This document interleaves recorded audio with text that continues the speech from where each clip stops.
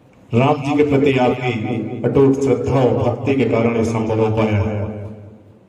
और आज इस शोभा यात्रा ने इतना स्थान बना लिया है कि इस स्थान की चर्चा खाली मध्य प्रदेश में नहीं, देश में भी इस शोभा यात्रा की चर्चा होती कि सतना में भी एक राम जी की शोभा यात्रा निकलती और उससे ज्यादा चर्चा, शोभा यात्रा से ज्यादा चर्चा अगर होती है तो इसकी होती है कि सतना में कोई ऐसा एक संगठन है जहां सभी जाति बिरादरी, सभी सामाजिक संगठन, सभी व्यापारिक संगठन, सभी राजनीतिक संगठन एक संस्था के नीचे आकर राम जी की शोभा यात्रा में सम्मिलित होते हैं। इसकी चर्चा पूरे देश में होती है। निश्चित रूप से सतना वासियों के लिए, हम सभी के लिए बहुत ही गौरव प्रदान करने वाले क्षण हुआ करते हैं जब कभी सतना की चर्चा इस निमित्त से हुआ करती है। आज इस शोभा यात्रा में पधारे सभी जाति बिरादरियों के जो प्रतिनिधि आए हुए हैं, राजनीतिक संस्थाओं के जो प्रतिनिधि हैं, व्यापारिक संस्थाओं के जितने प्रतिनिधि हैं, मातृशक्ति के रूप में भी बड़ी संख्या में मातृशक्ति की माताएं उपस्थित हैं, उन सभी का हिंदू वर्ग समन्वय समिति की ओर से मैं हार्दिक अभिनंदन करता हूँ, वंदन करता हूँ। साथ ही साथ निवेदन करता हूँ कि हमारा ये आयोजन वो तो हर वर्ष एक विशेषता को लिए होता है, लेकिन मुझे लगता है इस वर्ष की यात्रा कुछ और विशेष होने वाली है। वो इसलिए विशेष होने वाली है कि हम सभी जानते हैं कि राम मंदिर का निर्माण का बहुत ही तीव्र गति से प्रारंभ है और जैसे की जानकारी मिल रही है कि अगले वर्ष तक श्री राम जी उस भव्य मंदिर में विराजमान हो जाएंगे और हम सभी को उस भव्य मंदिर में राम जी के दर्शन करने का सौभाग्य मिलेगा। इसलिए ये वर्ष बहुत महत्वपूर्ण हो जाया करता है। मैं आप सभी लोगों से निवेदन करता हूं कि इस भव्य शोभा यात्रा में आप अपना यथासंभव सहयोग प्रदान करेंगे। ऐसे हिंदू वर्ग समन्वय समिति आपसे अपेक्षा रखता है। एक बार पुनः आप सभी का स्वागत, हार्दिक अभिनंदन, वंदन। बहुत धन्यवाद। आज की बैठक का आयोजन गुजराती समाज द्वारा किया जा रहा है। मैं गुजराती समाज के अध्यक्ष कमलेश पटेल जी से आग्रह करता हूँ सभी का अभिनंदन आप अपने शब्दों के माध्यम से करें।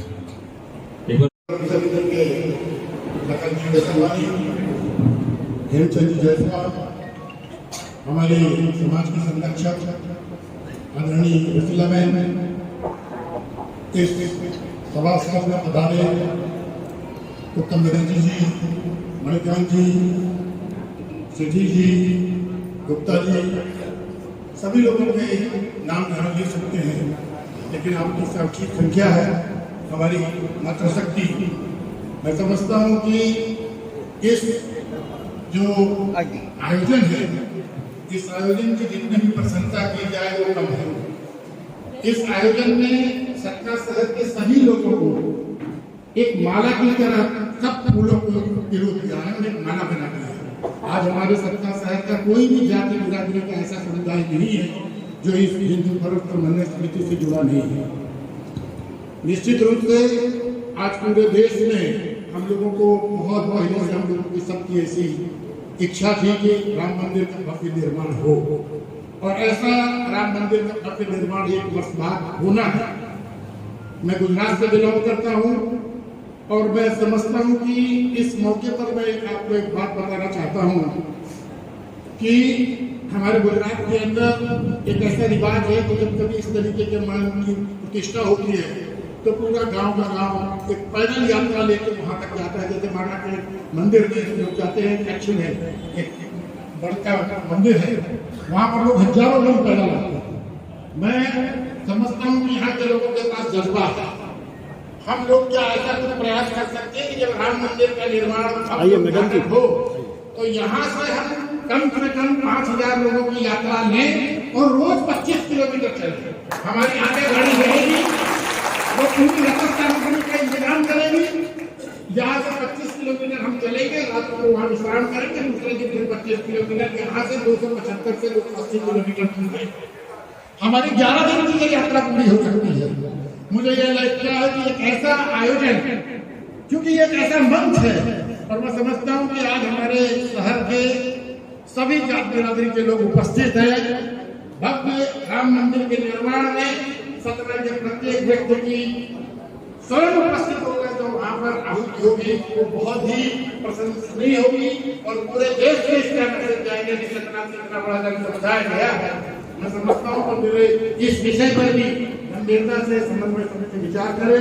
आप सब लोगों का एक बार पुनः अभिनंदन। गुजराती समाज आज अपने आप में आप लोगों से सेवा कर आप लोगों की उपस्थिति का अभिभूत है। धन्यवाद। करता हूँ, वंदन करता हूँ।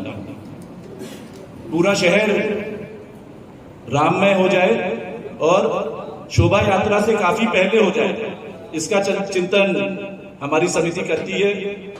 और ऐसे 4 आयाम हैं जिसके माध्यम से पूरा शहर राममय होता है। पहला है कैलेंडर्स। 2x4 के ऐसे कैलेंडर हैं जो सभी मंदिरों में, धर्मशालाओं में, ऐसी जगह जहां पर धार्मिक अनुष्ठान होते हैं, धर्म के नाते लोग पहुंचते हैं, तो ऐसे 2x4 के कैलेंडर।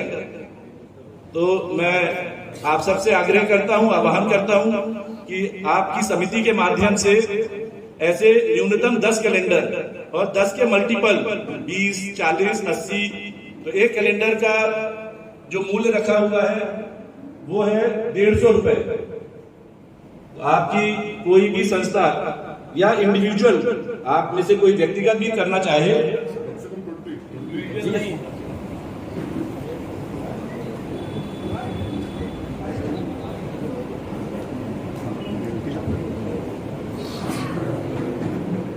उसको 10 की जगह अपन 20 रखेंगे, क्योंकि वो प्रिंटिंग कराना पड़ता है, पूरा एक प्रोसेस है उसका। और अगर हम व्यक्तिगत भी करेंगे तो उसको संस्थागत ही नाम देंगे। अगर मैं उसको स्पॉन्सर करूंगा तो भारत विकास परिषद या जिला खेल कबड्डी एसोसिएशन इस तरह रखेंगे। तो ऐसे 20, न्यूनतम 20 और उसके मल्टीपल, तो कैलेंडर्स हो गए। पहला हो गया कैलेंडर, दूसरा हो गया गेट जो शोभा का 150 रुपए, 150 × 20, 3000 रुपए ऐसा जो है। दूसरे हो गए गेट्स, जो पूरी हमारी जो शोभा यात्रा का जो मार्ग है उसमें पिछली बार करीब 51 गेट लगे थे। तो ऐसे सभी प्रतिष्ठानों से जो उस मार्ग में है और जो उस मार्ग में नहीं भी है, उनका रेट अपन ने रखा हुआ है 3100 रुपए, 3100। तो हमारे बहुत से साथी हैं उदारता पूर्वक पिछली बार पूरे शहर को सजाने के लिए वो गेट दिए थे। और तीसरा है होर्डिंग्स। पिछले 2-3 वर्षों से कोरोना की वजह से होर्डिंग्स नहीं लगे थे, लेकिन उससे पहले जो है 10, 12, 14 होर्डिंग्स जो है पूरे शहर में आह्वान करते हैं, जागृत करते हैं। तो उसका रेट है 5000 रुपए। वो भी आप में से कोई भी संस्था उसको जो है प्रायोजित कर सकती है। सबके ध्यान में है कि हमारी फोटोग्राफ्स जो है हमारे उस होर्डिंग्स में या इन सभी विज्ञापन प्रचार की सामग्री में हमारी व्यक्तिगत फोटोग्राफ नहीं होती है, सिर्फ प्रभु राम की फोटोग्राफ रहती है। आइए ना बाबूजी, निकल आइए। मोहल्ला का जो साथ सज्जा है, वो हमारी जो मोहल्ला समितियां हैं वो उसको हर वर्ष करती है। अपना मोहल्ला कैसे ज्यादा से ज्यादा सजे, हर घर में जो है झंडा हो, ये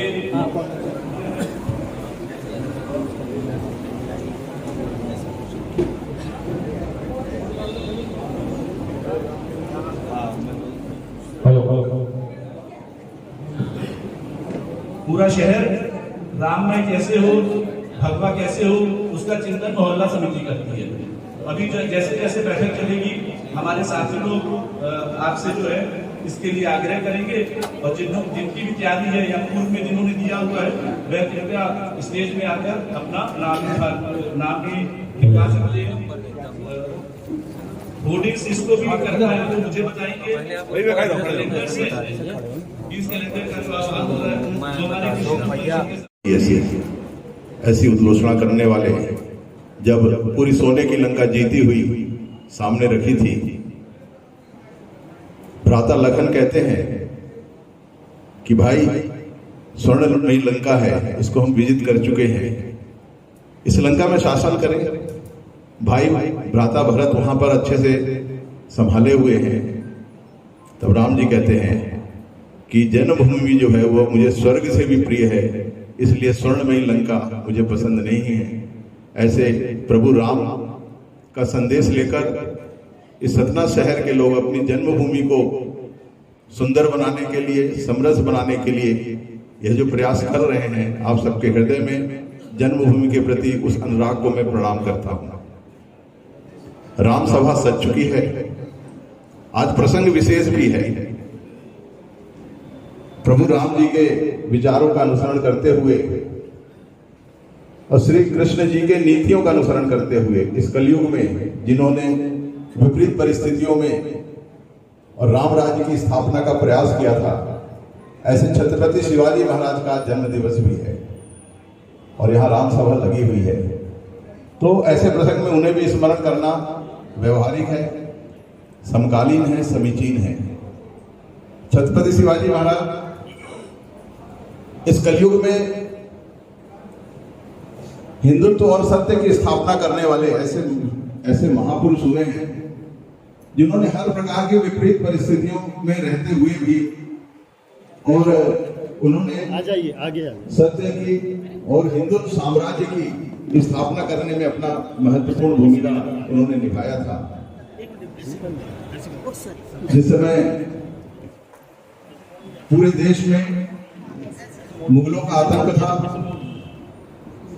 दिल्ली की गद्दी पर बैठे हुए सुल्तान को दिल्ली सरोबा जगदीश सरोबा, यानी जो दिल्ली की सल्तनत में बैठा है वही ईश्वर के समान है, ऐसी घोषणा करने वाला, प्रतिदिन हिंदुओं के अपने वजन के बराबर हिंदुओं के जनेऊ को तौलने वाला, यानी जनेऊ को तौलना मतलब उनके गर्दन काट के निकले हुए जनेऊ को तौलने वाला, ऐसे औरंगजेब का शासन चल रहा था उत्तर भारत में। दक्षिण भारत में आदिल शाह और कुतुब शाह जैसे क्रूर मुगल शासक आतंक मचाए हुए थे। पश्चिम के तटों पर डच, पुर्तगाली ऐसे साम्राज्यवादी विचारधारा के लोग अपना डेरा जमा रहे थे। 300-400 वर्षों के संघर्ष का काल निकल गया था। राजपूताना भी अपना संघर्ष करके थक चुका था। आमेर के मिर्जा राजा जय सिंह औरंगजेब की गुलामी करते थे। विजयनगर का साम्राज्य भी ध्वस्त हो चुका था। 400 वर्षों का उनका भी स्वर्णकाल रहा है। आशा की कहीं कोई किरण नहीं दिख रही थी। तब उस मां के कोख में जो बच्चा पल रहा था, वह भी ऐसी परिस्थिति में कि जब वह बच्चा मां के कोख में था तो उस मां के पिता और 3 भाइयों की हत्या औरंगजेब के सैनिक कर देते हैं। उस समय सारे हिंदू जो योद्धा थे वो किसी न किसी मुगल शासकों के अधीन काम करते थे। यहाँ तक कि शिवाजी महाराज के पिताजी भी आदिल शाह के जो है उनकी तरफ से अपनी सेना के साथ युद्ध लड़ा करते थे। जब वो बच्चा कोख में पल रहा था तो उस समय इतनी विपरीत परिस्थिति थी। तब उस बच्चे का जन्म होता है और माता जीजाबाई, जिनके मन में इस बात की पीड़ा रहती है कि इतने विपरीत परिस्थितियों में देश में जिसमें कि हिंदू धर्म के जो झंडा उठाने वाले हैं वो मुगलों की तरफ से ही लड़ाई कर रहे हैं, ऐसे समय में धर्म की स्थापना कैसे होगी।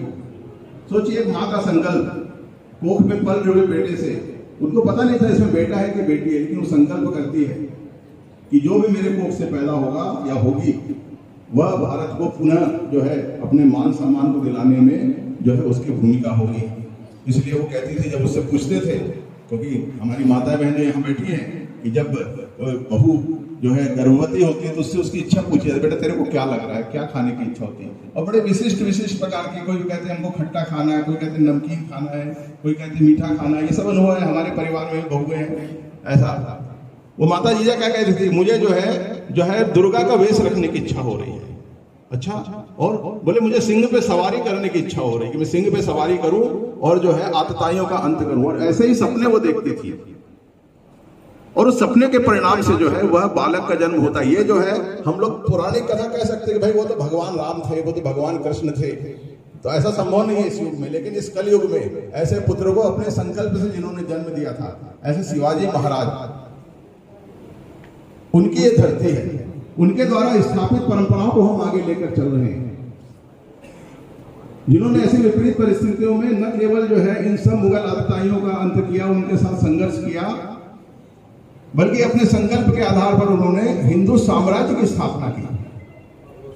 उनको छत्रपति की जो है उनको जो है उनका राज्याभिषेक करने में समाज को आपत्ति थी। उस समाज के विद्वानों ने मिलकर बैठकर, काशी के विद्वान गए थे पुणे में, और उन्होंने कहा नहीं, छत्रपति जो है यह किसी जाति से नहीं, इसमें पराक्रम से और शौर्य से बन सकता है। और उसके लिए उन्होंने सारा विधान किया और शिवाजी महाराज को छत्रपति के पद पर आसीन करते हुए, और आज हम जिनका नाम बड़े गौरव से लेते हैं छत्रपति शिवाजी महाराज, उन शिवाजी महाराज के हम सब वंशज हैं, कि जिनके प्रयासों से आने वाले समय में फिर जब मराठा साम्राज्य की स्थापना हुई और अटक से लेकर कटक तक पूरे भारतवर्ष में और हिंदुत्व जो हिंदुपथ बादशाही की स्थापना हुई, अपने सिक्के निकले, सिक्कों में स्वास्तिक और गणेश के चिन्ह जो कि कल्पनातीत थे उस समय, ईश्वर के चिन्ह जो है समाज के बीच में चलना, ऐसे इस सिक्कों के माध्यम से एक अर्थव्यवस्था की स्थापना की उन्होंने। अपने कार्यकर्ताओं से, कठोर परिश्रम करने वाले, संघर्ष करने वाले ऐसे कार्यकर्ताओं को उन्होंने तैयार किया कि जो अपने बेटे के विवाह का कार्ड देने गए थे, शिवाजी महाराज के माथे पे चिंता की लकीरें देख के बोले, महाराज आप चिंतित क्यों हैं? बोले वो किला जो सामने दिख रहा है, वहां पर जो है दुश्मनों ने अपना डेरा जमा लिया है, जो अपने हिंदू राष्ट्र की आगामी सुरक्षा के लिए खतरा है। तानाजी मालसुरे कहते तो क्या हो गया, अभी उसको जीत के लाते हैं, बेटे का विवाह बाद में आएगा होगा। और वो चले जाते हैं सिंहगढ़ के किले में, संघर्ष करते हैं, किला जीत लेते हैं। बेटे का विवाह होना था, वहां किले की लड़ाई में चले जाते हैं, और बेटा वो जो है तानाजी मालसुरे, हम सब जानते, हमने फिल्म के माध्यम से देखा भी हमने, तानाजी वो बलिदान हो जाते हैं। शिवाजी महाराज कहते हैं, गढ़ आला पण सिंह गेला, मेरा सिंह चला गया भले गढ़ आ गया। यानी इस प्रकार के उनके अनुयायी हुआ करते थे। सामाजिक सद्भावना और समरसता का उन्होंने अनंत मिसाल स्थापित किया था। जिस समय उनके ही परिजन थे, वो मुगल जो आतंकवादी थे, उन्होंने उनके परिवार के लोगों को धोखे से मार दिया था, और शिवाजी महाराज के दूर के रिश्ते में साले लगते थे, उनको मुगल बना दिया था। समाज ने उनको परित्यक्त कर दिया था। शिवाजी महाराज ने कहा नहीं, यह व्यवस्था बदलनी होगी। पंडितों से चर्चा की, विद्वानों से चर्चा की कि कैसे इनको वापस धर्म में लाया जा सकता है। बोले इसकी तो कोई विधान नहीं है। बोले विधान ढूंढना पड़ेगा। काशी के विद्वानों को बैठाया, विधान निकलवाया कि कैसे पुनः हिंदू धर्म में वापस हो सकती है। बोले वो तो हो जाएगा, लेकिन इसका सामाजिक जीवन कैसे चलेगा आगे चल के? तो उन्होंने कहा नहीं, उसकी व्यवस्था मैं करूंगा। वापस जो है विधान करके जिनका धर्म परिवर्तन हो गया था, उनको वापस हिंदू धर्म में लाए, और उनके जो है अपने पुत्र के साथ उनका विवाह रचाया, उस पुत्री के साथ उनका विवाह रचाया, और वापस हिंदू धर्म, यानी अपने स्वयं के परिवार के साथ उनका रिश्ता किया, ताकि हिंदू समाज ऐसे जो धर्म परिवर्तित लोग हो गए हैं, जब वापस अपने धर्म में परावर्तन होता है तो उनको कैसे समाज में स्थापित करना। आप सब देखिएगा, उन्होंने जब उस समय आज से 300-400 वर्ष पहले किया था शिवाजी महाराज ने, आज भी वह विषय कितना ही समीचीन और समकालीन है। ऐसे शिवाजी महाराज के विचार को लेकर के समाज में सद्भावना और समरसता को स्थापित करने के लिए हिंदू धर्म समन्वय समिति आज से 18-19 वर्ष पहले निर्णय लेती। उस समय समिति का ऐसा स्वरूप नहीं था। आज जो है हम लोग बड़े हाल में कार्यक्रम कर रहे हैं। आप लोग पीछे मुड़ के देखिएगा, स्थान में बाहर खड़े करता समाज के बंधु। यानी आज जो है समाज का हर व्यक्ति इस अभियान से प्रभु राम के कार्य से जुड़ने के लिए तैयार है। पहले हम लोग जोड़ने की कोशिश करते थे, अब वो जुड़ाव हो चुका है। अब हम उसके अगले स्टेज में आ चुका है। अब हम लोग परिवार बन चुके हैं। अब हमारा एक ये परिवार बैठा हुआ है। अब ये समाज नहीं है, ये परिवार है। परिवार के अनेक अंगोपांग यहाँ पर बैठे हुए हैं, जो मन में जो है कुछ ना कुछ उत्कंठा, उत्सुकता और विचार लेकर आए हैं कि आज अब इस बार रामनवमी में हम क्या करने वाले हैं, कैसे करने वाले हैं, हमारा सहभाग क्या होने वाला है। और इसी जो ये आपकी उत्कंठा और आकांक्षा है, इसी का परिणाम जो है रामनवमी की शोभा यात्रा में आता है कि जो कि उत्तरोत्तर वो बढ़ती जा रही है। हम सबके सक्रिय साथी अब तो महापौर जी भी बन चुके हैं। योगेश जी हर बार आह्वान करते हैं, लक्ष्य देते हैं, और हम सब उस लक्ष्य को जो है जय श्री राम करके स्वीकार करते हैं। आज भी कोई ना कोई लक्ष्य वो देंगे, इस बार क्या होने वाला है, उस लक्ष्य को हम स्वीकार करते हैं और उस लक्ष्य को लेकर चलते हैं। अनेक परंपराएं हमारे इस जो है हमने आपने मिलकर स्थापित की है समाज में, चाहे वो स्वच्छता की बात हो, चाहे वो समय पालन की बात हो, चाहे वो आपसी सद्भावना की बात हो, चाहे समन्वय की बात हो। हमने अनेक परंपराएं अपने शहर में, न केवल सिर्फ रामनवमी शोभा यात्रा में, बल्कि आप देखते हैं कि हर 10वें, 5वें, 15वें दिन किसी न किसी समाज की यात्रा निकलते हैं। 3-4 दिन से लगातार यात्रा कर, कल जो शिव जी की बारात महोत्सव निकले थे, आज शिवाजी की यात्रा निकल गई, और ऐसे हर 10वें, 5वें, 15वें दिन। पहले ऐसा नहीं होता था। ये परंपरा हमने आपने मिलकर स्थापित की शहर में, और वो जो है सामाजिक एकात्मता का यह जो धारा बह निकली है, इस धारा में हम सब लोग सम्मिलित हैं। अब आप लोगों को ये कहने की आवश्यकता नहीं कि इस धारा को बहाए रखिए, अब तो ये धारा बहती रहेगी, क्योंकि ये गंगा की धारा है। एक बार वो बह निकली तो फिर वो बह निकली। वो जो उत्तराखंड के पहाड़ों को चीरती अपने जो समस्याएं थी उन सबसे निकल कर और अब ये समतल मैदान में त्रिवेणी की तरफ बढ़ती हुई चली जा रही है अब ये गंगा। अब तो यह जो है अपने लक्ष्य की तरफ पहुंचेगी सामाजिक सद्भावना का। तो यह जो सद्भावना का वातावरण हमने बनाया है, और आप सब कार्यकर्ता बंधु इस प्रयोग के माध्यम से लगभग 100 सक्रिय कार्यकर्ता ऐसे हैं जो कि इसकी जो है आयोजन समिति के रूप में कार्य करते हैं। उन कार्यकर्ताओं के प्रयासों को भी मैं प्रणाम करूंगा कि उनके अभी से कई लोगों के फोन आ चुके, भाई साहब इस क्या करना है, मेरी तरफ क्या काम है, कुछ बताइए। सबको मिलेगा काम, और काम सबका यही रहता है कि हमारे समाज को एक करने में, जैसे कि माननीय कमलेश जी ने बताया कि जो माला के हम सब हो चुके हैं, हम सब कार्यकर्ताओं की भूमिका उस माला के सूत्र की रहती है, जो कि सूत्र यानी वो धागा जो बाहर से नहीं दिखता है, लेकिन माला को टिकाए रखने में उसकी भूमिका रहती है। तो हम सब कार्यकर्ताओं की यही भूमिका है। उस भूमिका के साथ हम सब लोग यहाँ आने वाले जो है 31 मार्च को श्री रामनवमी शोभा यात्रा निकालने वाले हैं। अभी इसमें अनेक प्रकार की बैठकें आगे चल के होंगी। मातृशक्तियों की अलग से बैठक होती है, यहाँ पर मातृशक्ति की बड़ी संख्या देखकर मुझे लग रहा है कि इस बार वो बैठक भी काफी बड़ी अच्छी और बड़ी संख्या में होगी। भाई रमेश जैन जी उसका समन्वय देखते हैं, तो आप लोग मिलकर एक अच्छी मातृशक्ति की बैठक भी करने वाले हैं। मोहल्ला समिति सक्रिय हो गई है, भाई जितेंद्र जी ने उसकी सूचना दी है। तो हम सब जिस मोहल्ले में रहते हैं, हम अपने समाज का प्रतिनिधित्व करने के साथ साथ हम उस मोहल्ले का भी प्रतिनिधित्व करें, और मोहल्ला में जो जागरण यात्रा निकलती है, उस जागरण यात्रा की आपको सूचना मिलते ही आप प्रयास पूर्वक उस जागरण यात्रा में सम्मिलित हों।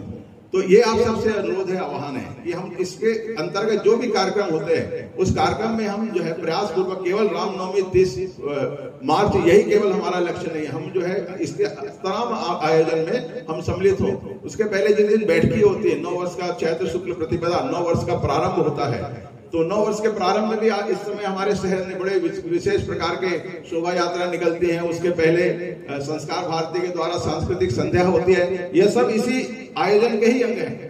तो ये जो है 9 दिन का जो है ये सब राम उत्सव के रूप में हम मनाएं। विश्व हिंदू परिषद बजरंग दल के कार्यकर्ता मोहल्ला मोहल्ला में छोटे छोटे राम उत्सव मनाते हैं, वहां पर उनका एक वातावरण बनता है, और उन सबका परिणाम जो है वो रामनवमी के दिन शोभा यात्रा के रूप में दिखता है। तो ये सारे प्रयासों को हम सब अपने अपने स्तर पर सफल बनाएंगे, ऐसा मेरा आह्वान है। इस बार की रामनवमी का जो 19वां वर्ष है, उधर भगवान राम अपने भव्य मंदिर में विराजने की प्रतीक्षा कर रहे हैं, और हमारे माननीय प्रधानमंत्री जी ने एक सांकेतिक तिथि भी दी है, मकर संक्रांति 2024। हो सकता है कि उस समय स्थापित हो, या उससे कुछ आगे पीछे भी हो सकता है। तो उस समय जब वो स्थापित होंगे तो अगली रामनवमी तो कुछ विशेष होगी ही। इस बार प्रयास करेंगे कि इस बीच जो है श्री राम जन्मभूमि न्यास से कोई ना कोई न्यासी को हम अपने बीच में बुलाएं, और उनके मुखारबिंद से भी हम सुने वहाँ की कैसी व्यवस्था चल रही है, कैसे विकास चल रहा है। ये सब प्रयास आने वाले दिनों में करेंगे। आप सबके सक्रिय सहयोग और सक्रिय भूमिका से इस बार की शोभा यात्रा वैसे ही सफल होगी जैसे पिछले वर्ष तक होती आई है। इसी शुभकामनाओं के साथ और अपेक्षा के साथ वंदे मातरम।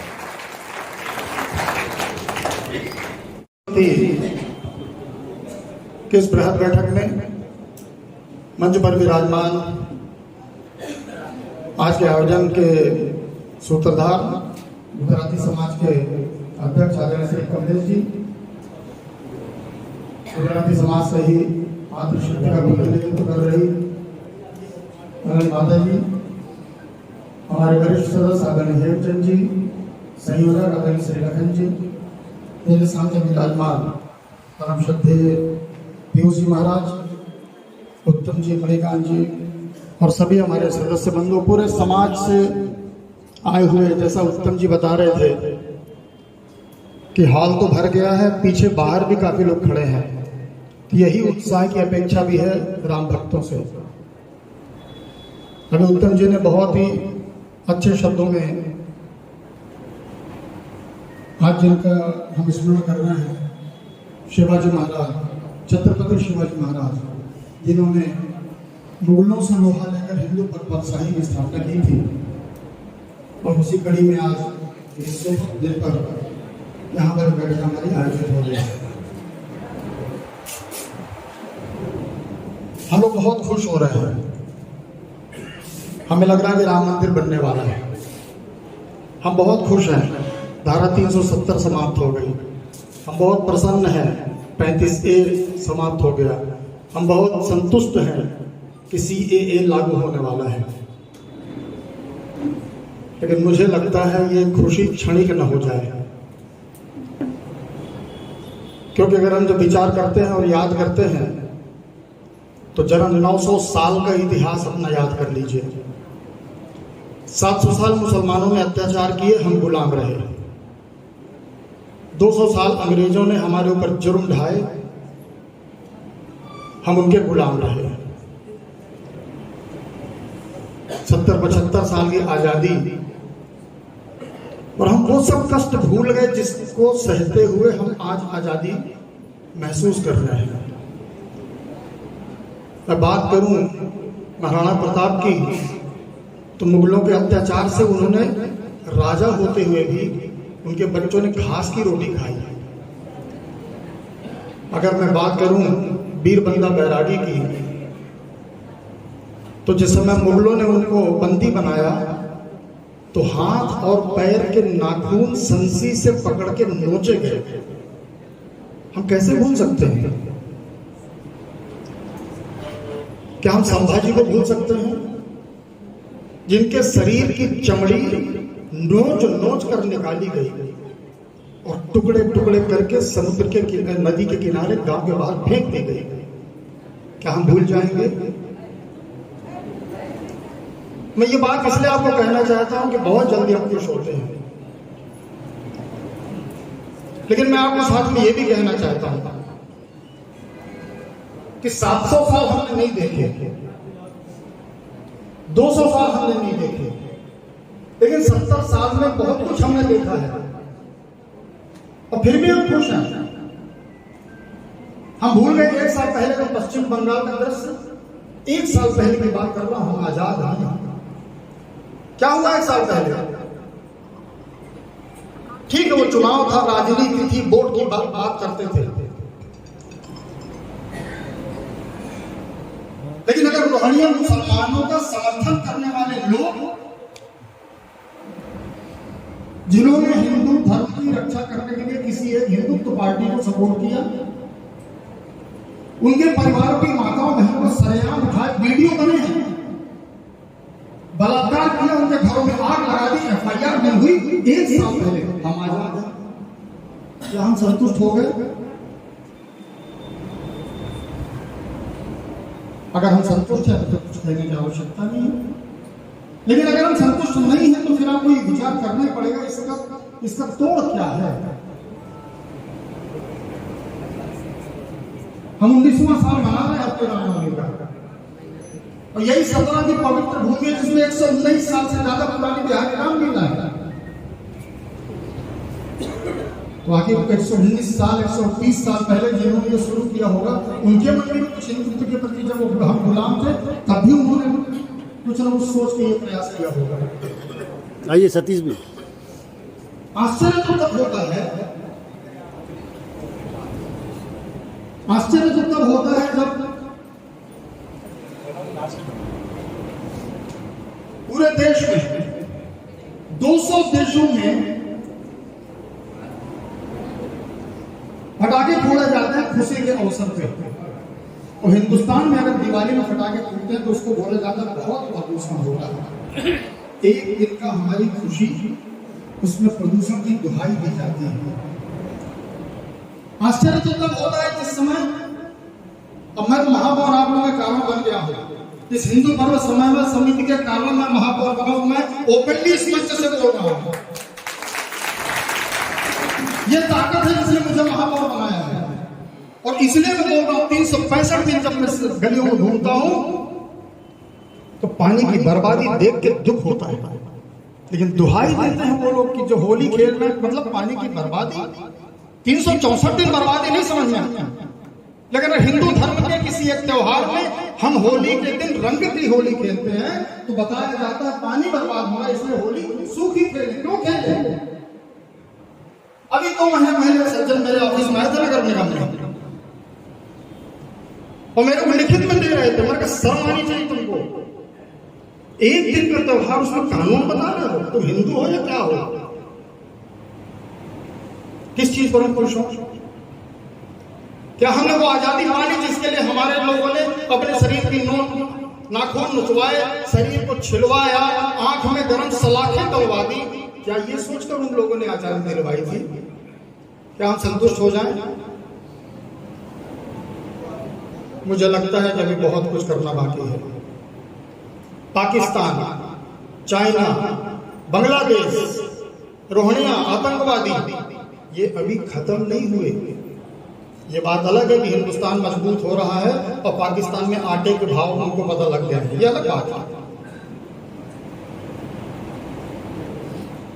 लेकिन धर्म के नाम पर तोड़ने की बात आएगी तो मैं आपको अभी भी कह रहा हूं कि आप ये मान कर चलिए कि हमारे ऊपर अत्याचार करने में वो चूकेंगे नहीं। हम भले कितने खुश होते रहे अपने घर में बैठ के। हिंदू समाज का आह्वान किया जाता है 1 घंटे की बैठक के लिए। आज तो बहुत अच्छी बैठक हो रही है। मैं हिंदू पर्व समन्वय समिति की बात नहीं करता हूं, लेकिन अगर हमारे समाज के हमारे किसी व्यक्ति के ऊपर अत्याचार होता है और आह्वान किया जाता है तो 100 लोग इकट्ठा नहीं होते। मेरी दुकान, मेरा मकान, मेरा घर, मेरे बच्चे, इस सोच को हमें बढ़ाना पड़ेगा, बदलना पड़ेगा।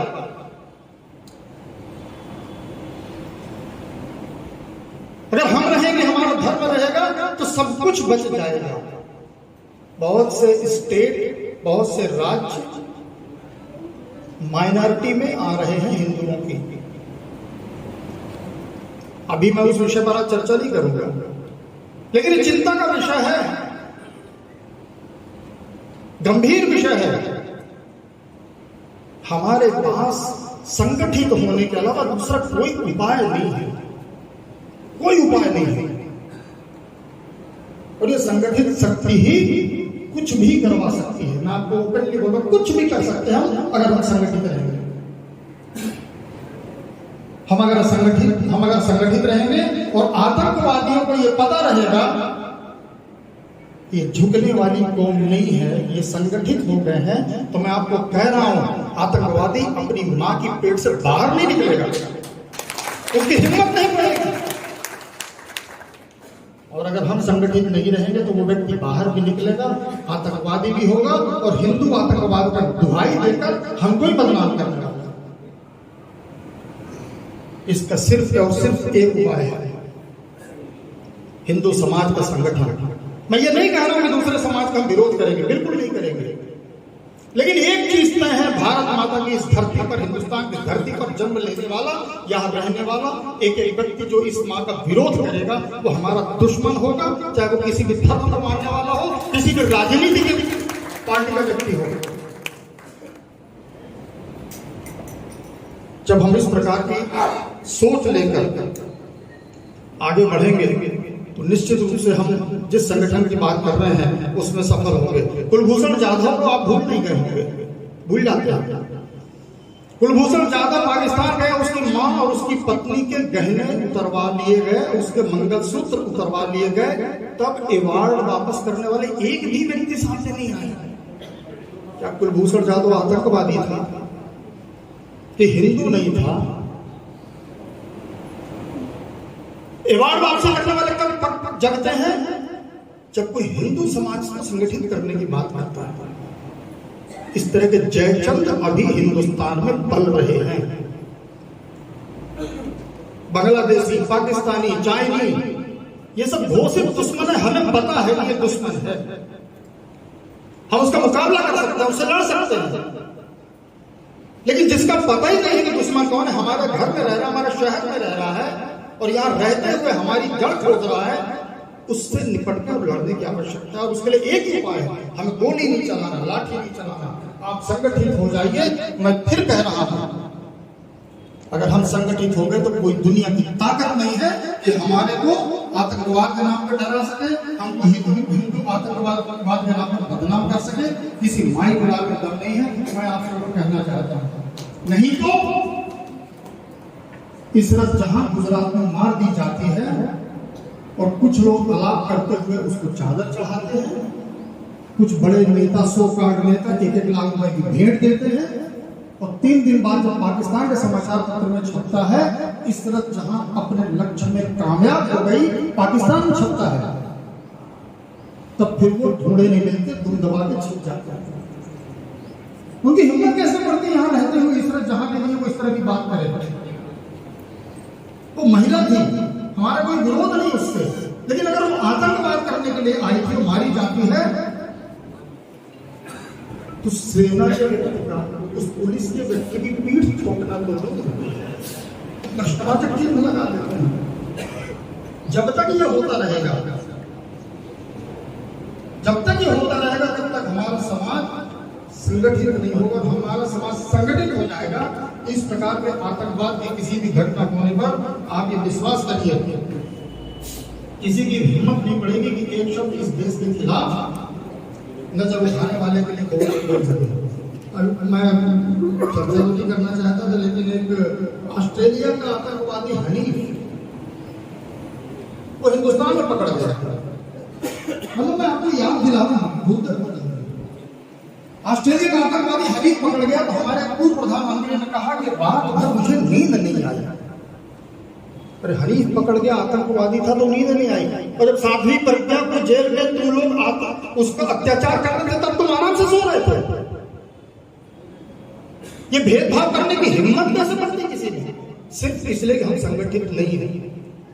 इसलिए मैं आपसे बार बार एक ही बात कह रहा हूं, हम संगठित हो जाएंगे तो न कोई हनीफ को वेलकम करेगा, न कोई इसरत जहां के सम्मान में चादर चढ़ाने जाएगा। इसलिए हमको संगठित होने की जरूरत है, और इसीलिए हिंदू पर्व समन्वय समिति एक प्रयास कर रही है। हम किसी के खिलाफ नहीं हैं, लेकिन जो हमारे समाज को तोड़ने की बात करेगा उसकी खिलाफत तो करनी पड़ेगी। हम भगवान की पूजा करते हैं, देवी की पूजा करते हैं, एक नाम बता दीजिए जिसके हाथ में शस्त्र नहीं है। मैं अभी हाथ उठवा दूं, यहाँ 300 साढ़े 300 लोग बैठे हैं, आधे लोगों के घर में एक भी शस्त्र नहीं मिलेगा। क्यों? शस्त्र रखने से क्या अपने आप चल जाएगा क्या? आप उठाओगे तभी तो चलेगा। हमारे भगवान देवी देवता ने शस्त्र इसलिए थोड़ी रखा था कि जो आएगा उसका गला काट देंगे, लेकिन जो हमारी भारत माता के खिलाफ, जो इस देश के खिलाफ बोलेगा, उसको छोड़ेंगे नहीं, इसलिए शस्त्र था। हम क्यों नहीं रखते? साधारण से लाठी तो रख लो, बंदूक चाकू तलवार बाद में रखना, लाइसेंस बाद में बनवा लेना। घर में 10 लोग हैं तो 10 लाठी तो रख लो। कोई घर में आपके घुस के आपको मारने की कोशिश करे तो अपनी रक्षा तो कर सको, उतने के लिए भी शस्त्र नहीं हमारे पास। मैं तो आह्वान करता हूँ, यहाँ जितने लोग बैठे हैं, समाज के प्रमुख बैठे हुए हैं, सभी समाज को मैं आह्वान करता हूँ, क्या अगले बार हमारी जो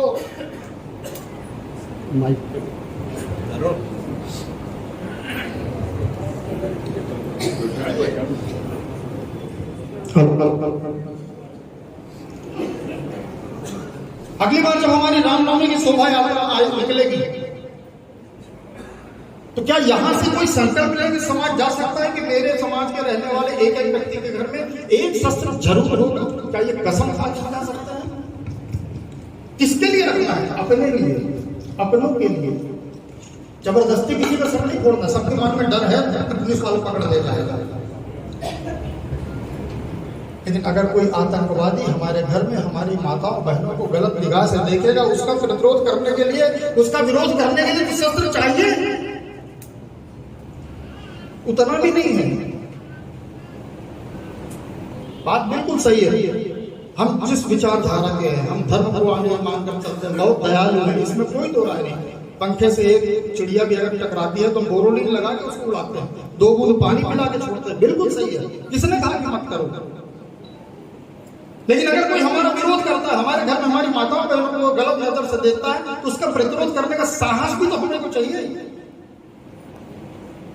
और साहस आएगा कहां से? सिर्फ और सिर्फ संगठित समाज ही ये साहस पैदा कर सकता है। और एक के ऊपर आपत्ति आएगी तो पूरा समाज खड़ा होगा। जिस दिन ये संकल्प हम ले लेंगे, आप विश्वास करिए किसी की हिम्मत नहीं पड़ेगी हमारे माताओं बहनों के ऊपर नजर उठाकर देख लेंगे, हम उनकी नजरें खींच के बाहर कर देंगे। जब ये डर लोगों में होगा तब मुझे लगता है कि हम ये कह सकेंगे कि हमारा हिंदू समाज जाग गया है, हमारा हिंदू समाज संगठित हो गया है। बहुत लंबा विषय नहीं लेते हुए सिर्फ इतने कहना चाहता हूं, अभी उत्तम जी ने भी कहा, पूर्ववक्ता ने कहा, इस रामनवमी शोभा यात्रा की चर्चा पूरे मध्य प्रदेश से बाहर भी होने लगी है।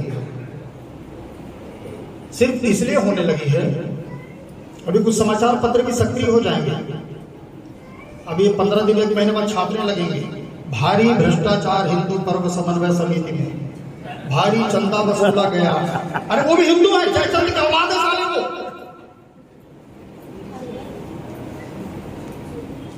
प्रश्नवाचक चिन्ह लगाते हैं, कोई चंदा नहीं किया जाता है, झूठ बोलते हैं,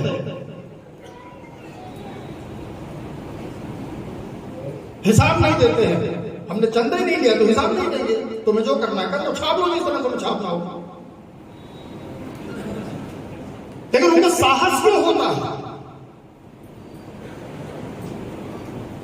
इसलिए मैं आपसे निवेदन करना चाहता हूं, वो अपना काम कर रहे हैं, उन्हें करने दीजिए,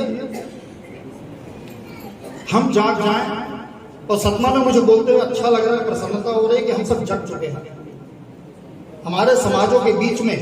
मैं तो आपको भी जो 60-70 लोगों की बैठक हुई थी, उस बैठक में मैंने कहा है कि हमारी शोभा यात्रा 1 करोड़ रुपए से बड़ी खर्च की होती है। 1 करोड़, मैं खुलकर बोलता हूँ बच्चे से, और 1 लाख रुपए भी चंदा हम नहीं करते। ये उदाहरण है सतना के हिंदू पर्व समन्वय समिति।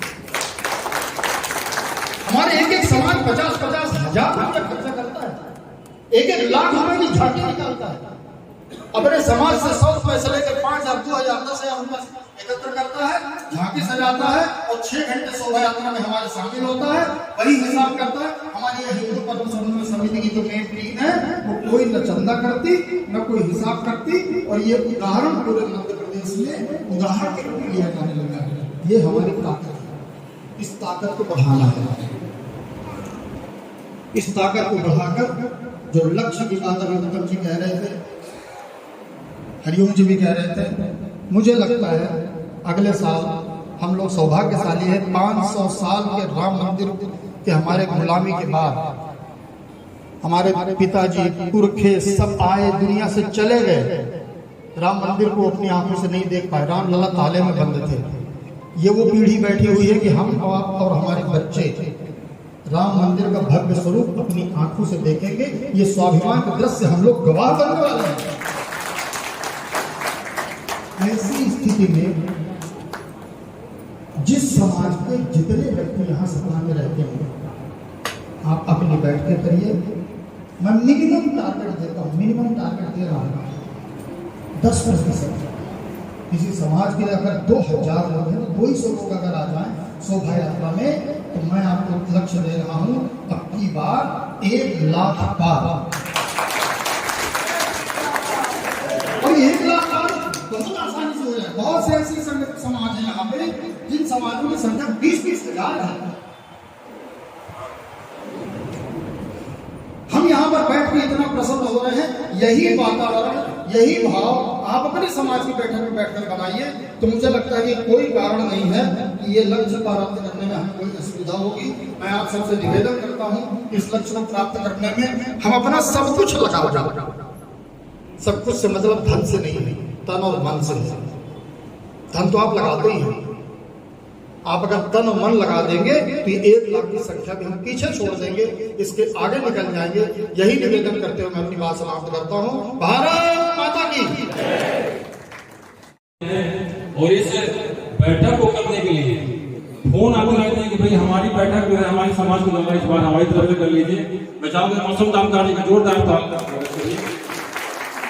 और आपके पास पत्र पहुंचा हुआ है, उसमें कुछ सुझाव आपके द्वारा हम लोग को आमंत्रित है, और कुछ सुझाव आप अगर यहाँ देना चाहते हैं अगर आप लोग, तो हमारे समिति के सदस्यों से आग्रह है कि माइक हमारे जो संगठन के पदाधिकारी जो भी यहाँ पर पधारे हुए हैं, उनसे हमको सुझाव अगर मिलता है पीछे ले जाइए। अगर और ये अपना पहले अपना परिचय दिए, कौन से संगठन से जुड़े हैं आप? अपना नाम? धनराज गुप्ता, संस्कार भारती प्रांत उपाध्यक्ष। अभी तक नई पीढ़ी 1 जनवरी को ही नया साल मानती थी और हम लोग शांतिपूर्वक देखते रहे, लेकिन मन में बड़ी पीड़ा होती थी और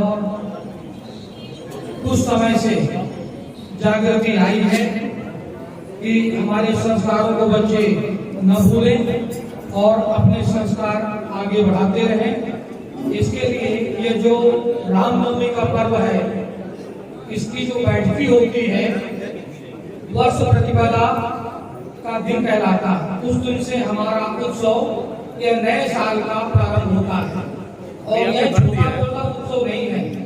हमारा हिंदू समाज 9 दिन तक लगातार मनाता है और वो भी माता की आराधना करते हुए। तो संसार में मुझे नहीं लगता कि इससे बड़ा कहीं कोई उत्सव रहता होगा। हम भूले हुए थे, ये बुलाया गया था, उसको स्मरण करने की आवश्यकता है। तो उसके लिए हम जो कर सकते हैं वो सब करना चाहिए। तो सबसे पहले तो वर्ष प्रतिपदा के दिन हर दरवाजे पर रंगोली से सजावट हो, बंधन मार्ग लगे और मार्ग में जो रामनवमी की शोभा यात्रा पूरे मार्ग में अगर रंगोली बन जाए तो बहुत अच्छा रहेगा। ऐसा मेरा जिला देखता है। मेरा सुझाव यह है कि शोभा यात्रा में कोई बहुत बड़ा बैंड जबलपुर का बुलाया जाए और उस बैंड से सतना शहर को उसकी धुन सुनाई जाए और शोभा यात्रा में 4 चांद लगाए जाए। यह मेरा आग्रह है। और हम लोग उसके लाइव मेंबर हैं। योगेश जी ने बहुत अच्छी बात बोली कि हम सदस्य से मैं महापौर हो गया। हरिओम जी मैंने कहा भैया जुड़े रहो। सर मेरा निवेदन है, और मैंने पिछली मीटिंग में भी लास्ट ईयर 18 जब मनाया था, उधर आप थोड़ा सा रिमाइंड कीजिएगा कि समाज के जो और घटक हैं, या सब है छत्तीस समाज में, तो छत्तीस समाज में हमारे पास जिले में 5 घटक, हम 5 उपस्थित। ऐसे अन्य समाज के भी जो घटक है, कम से कम उनके पदाधिकारी आए। भाई साहब ने कहा कम से कम 200 आदमी लेके आए, ज्यादा नहीं 20-20 आदमी लेके आएंगे। आज आपके यहाँ 400 है, अगले मीटिंग में 800, फिर 1600 के ऐसे करके बढ़ते जाएंगे। दूसरा, लास्ट ईयर जब रैली अपनी स्टार्ट हुई थी, बीच में परिणाम चौराहे में जिनके टोकन नहीं थे, उन कुछ लोगों ने रैली में बीच में प्रवेश किया, जिसकी वजह से 1.5 घंटे की रैली 3.5 घंटे में कंप्लीट हुई। निवेदन है, जो पथ संचालन करते हैं ऐसे लोगों को घुसने से रोकें, या वॉलंटियर्स कम हो तो वो वॉलंटियर्स अपन बढ़ाएं, संख्या ज्यादा करें, क्योंकि हर समाज में अपनी अपनी रैली रहती है। तो जो प्रमुख लोग होते हैं रैलियों में शामिल हो जाते हैं, कोई रोकने टोकने वाला नहीं रहता।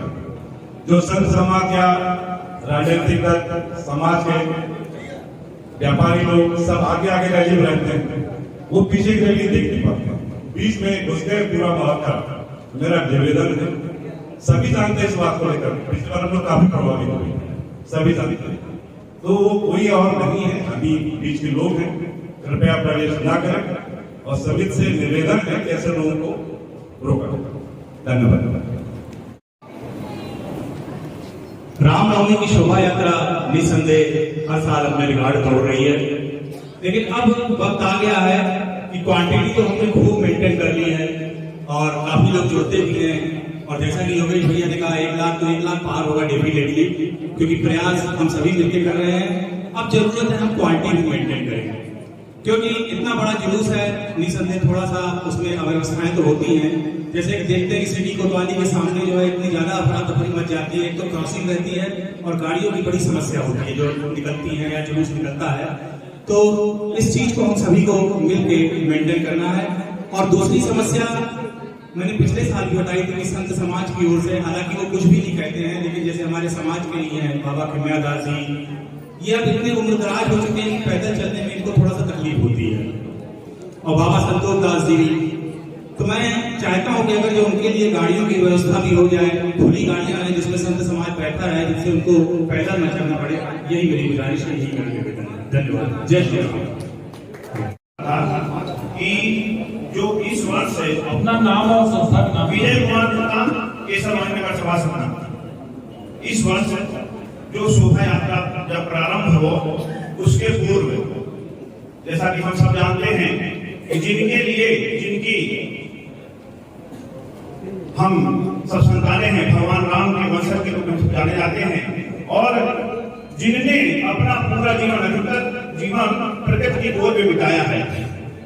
कहने का मतलब वृक्ष के बीच में आइए हम सब संकल्प लें कि जिस दिन शोभा यात्रा हो उसी दिन प्रत्येक समाज के व्यक्ति जो वहां अगुआ के रूप में शामिल होते हैं, मुखिया के रूप में, उन समाजों के बीच में से एक वृक्ष और एक जाली, यदि संभव हो सके तो कुछ सीधे विस्तृत हो जाए, या कि उस समाज के लोग संकल्प लें कि शोभा यात्रा के पश्चात समिति द्वारा निर्धारित किसी एक स्थान पर एक वृक्ष एक जाली के साथ सब इकट्ठे होकर वृक्षों का रोपण किया जाए, और अगले आने वाले शोभा यात्रा के पूर्व उसकी समीक्षा की जाए कि वो वृक्ष सुरक्षित है कि नहीं।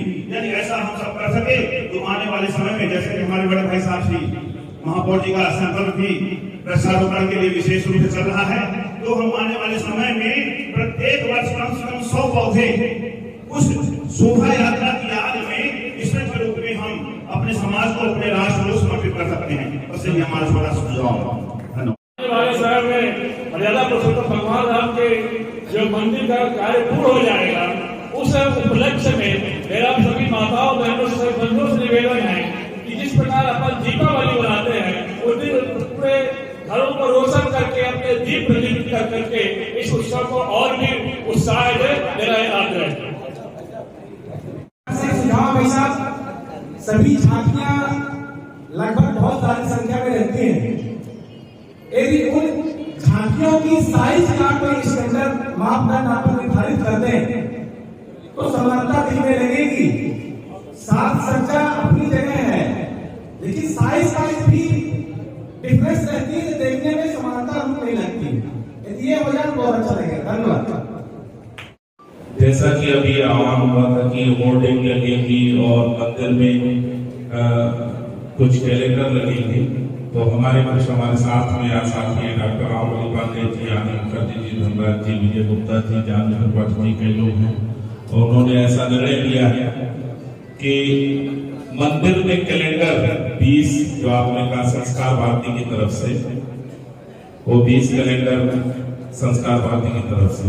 और थोड़ा एक में सुनना भूल गया था, गेट का कितना आप लोगों ने बताया था? गेट का 3100, तो एक गेट, और हमारे प्रांतीय अध्यक्ष भी हैं मणिकांत माहेश्वरी जी, मैं उनसे आग्रह करूंगा, हमारे सभी साथियों ने निर्णय लिया है उसमें आपका भी वो हस्ताक्षर लग जाएगा। जी धन्यवाद। काम में श्री राम जी की चरण हमेशा हर साल सहयोग भी रहता है। मेरा ये कहना है कि बीच बीच में जैसे गाड़ियां जब लगती हैं तो कुछ गाड़ियां बाद में हमें आती हैं और वो बीच में घुस जाती हैं, लग जाती हैं, तो गाड़ियों को उसको लाइन से या तो आप पीछे लगाएं। इसके लिए मैं चाहता हूँ हमेशा कार्यकर्ताओं से कि हमेशा उसका ध्यान रखें। बस मैं इतनी बात कहता हूँ। मेरा अनुरोध है कि डिस्पोजल की जगह में कूलर रखें तो समेटने में भी सरलता होगी और स्वच्छता भी सही रहेगी। अभी डिस्पोजल जो है तो चिपक जाते हैं, तो समिति उसमें मैं रहता हूँ स्वच्छता के लिए, हमारे साथ में योगेश भाई साहब सबसे पीछे रहते हैं। मेरा सबसे अनुरोध है कि जो पेय पदार्थ या स्वागत करते हैं उसमें कूलर रखें। धन्यवाद। और अभी कल ही महाशिवरात्रि में भगवान भोलेनाथ की बड़ा आयोजन गल्ला मंडी से 4 मंदिर नई बस्ती के लिए भव्य आयोजन समिति द्वारा किया गया था, और आज से 11 वर्ष पूर्व इस आयोजन का संकल्प हुआ था और 11 वर्षों से आयोजन चल रहा है। हमारा संगठन, जैसा कि हमारे माननीय महापौर जी अभी कह रहे थे कि हम सबको इन 900 वर्षों और इस बीच के इतिहास में यदि हम लोग जाते हैं तो हिंदू समाज को स्थापित करना है, तो उन साथियों को और उस गरीब तबके को भी हमको साथ में लाना होगा, जिन्हें बरकरार करके दूसरे लोग हमारे विरोध में हमारे ही समुदाय के लोगों को खड़ा कर देते हैं। ऐसे समाज को हमारा संगठन हिंदू पर्व समन्वय समिति द्वारा आयोजित श्री रामनवमी उत्सव में लाने का प्रयास करेगा और हमारे संगठन के लोग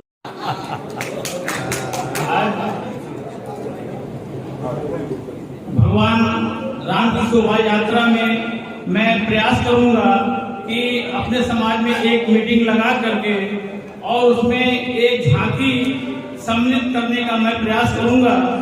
और महापौर जी 200 तो क्या, मैं 400 लोगों को अपने समाज से उस यात्रा में शामिल करने का मैं प्रयास करूंगा। बहुत के स्वरूप का जो रथ चलता है उनके साथ भजनों का एक रथ और होता है। मैं आदरणीय योगेश जी जो कि हमारी संस्था के संरक्षक हैं, उनके कथनानुसार यहाँ पे घोषित करता हूँ कि मैं इस वर्ष भी हमें वो सेवा दी जाए, ऐसा हमारा धन्यवाद। अभी तो बहुत अच्छा योजना मुझे समझ में आई। हमें स्वागत के लिए विभिन्न खाद्य पदार्थ उपलब्ध कराते हैं। उस खाद्य पदार्थ के साथ में जाने अनजाने में प्लास्टिक कटोरी, प्लास्टिक की सिंगल यूज वाली हमारी गिलास और चम्मच, इस टाइप की चीजों का प्रयोग करते हैं। हमारी समिति ने यह पूर्व में निर्णय लिया है कि इस टाइप की जो व्यवस्था प्लास्टिक संबंधित वह ना रहे, हमारी शोभा यात्रा ज्यादा स्वच्छ दिखे। इसलिए आपसे निवेदन है कि उसके स्थान पर आप हरे दोने का या सूखे दोने जो इलाहाबादी आते हैं उसका प्रयोग करें, कागज की प्लेट का करें, लकड़ी की चम्मच का करें, गिलास जो आप प्लास्टिक की डिस्पोजल यूज करते हैं अगर उसके स्थान पे संभव हो तो स्टील की गिलास का प्रयोग करें। जो पाउच आप जगह जगह स्वागत के लिए हमें देते हैं, उस पाउच की जगह अगर आप 20 लीटर का कंटेनर आता है उसका प्रयोग करें। थोड़ा सा स्वरूप बदलेगा, लेकिन हमारी जो स्वच्छता है, जो क्वालिटी की बात हमारे बीच में आती है कि अब हमें क्वांटिटी की जगह क्वालिटी में फोकस करना चाहिए, तो उस लक्ष्य तक हम पहुंचने का इसमें प्रयास करें। ये बिना आपके सहयोग के संभव नहीं है। इस बार हमारी टीम के सदस्य आपसे निरंतर संपर्क में रहेंगे और हम निरंतर ये देखते रहेंगे कहाँ पास हमारे इस निर्देशों का पालन हुआ है। धन्यवाद। जय हिंद, जय भारत। जय श्री राम, जय श्री राम, जय श्री राम, जय श्री राम, जय श्री राम। बहुत बहुत धन्यवाद। अब आमंत्रित किया गया है। उसके पूर्व मैं आपको एक जानकारी देना चाहता हूं कि इस वर्ष हम लोगों ने विचार किया था कि शोभा यात्रा को कुछ नया स्वरूप प्रदान करेंगे। हमने आज यहाँ जिन संगठनों को, मातृशक्ति को, जिनको भी आमंत्रित किया था, उनसे निवेदन किया था कि वो ऐसे सुझाव लेके आए कि हम इस वर्ष की शोभा यात्रा को किस तरह के नए आयाम दे सकते हैं। जो झांकियां हम लोग पूर्व में लगाते हैं उनमें कुछ अलग व्यवस्था की जाए। मेरा मातृशक्ति से निवेदन है कि ज्यादा से ज्यादा जीवंत झांकियां बनाएं जो सुंदर भी दिखती हैं, अच्छी रहती हैं। और नए करने के क्रम में मैं आप लोगों को बता रहा हूं, जिस तरह से आप कुछ वर्षों पूर्व दशहरे का उत्सव देखते थे, उसमें दशहरे के दूसरे दिन विशेष झांकियां उचेहरा से आकर के हमारे नगर में भ्रमण करती थी। इस वर्ष हमने ये प्रयास किया है कि हमारी शोभा यात्रा में भी उचेहरा की कुछ झांकियां जिनका निर्माण भी चालू हो चुका है वो हमारे साथ में सम्मिलित होंगी। आप अधिक से अधिक संख्या उसका लाभ ले सकेंगे, दर्शन कर सकेंगे। आज यहाँ सर्वप्रथम मैं आभार करूंगा गुजराती समाज का, जिन्होंने आज इस सभा को यहाँ पर करने का, अपना आयोजन करने का निर्णय लिया और हम लोगों को सहयोग किया। मैं आभार करूंगा यहाँ सभी जाति बिरादरी, सामाजिक संगठन, व्यापारिक संगठन, राजनीतिक संगठन जो भी हमारे छोटे से निवेदन पर आए हैं। हमारे साथी महापौर योगेश जी ने 1 लाख का लक्ष्य रखा है। सबसे निवेदन है कि अधिक से अधिक संख्या में शामिल हो, शोभा यात्रा की शोभा बढ़ाएं और लक्ष्य की प्राप्ति करें। धन्यवाद।